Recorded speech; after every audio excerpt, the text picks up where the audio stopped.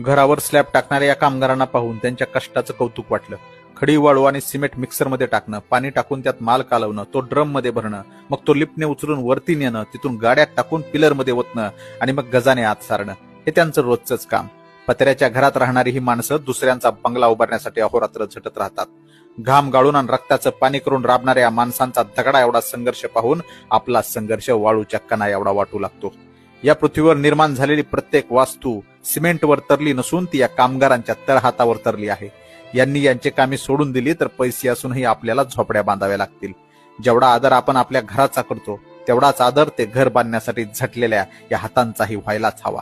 भारताला महासत्ता बनवण्याच्या स्वप्नात घाम गाळणाऱ्या, स्वतंत्र भारताच्या इन्फ्रास्ट्रक्चरचा पाया रचणाऱ्या देशातील तमाम सेंटरिंग आणि बांधकाम कामगारांना माझा मानाचा. घरावर स्लॅब टाकणाऱ्या या कामगारांना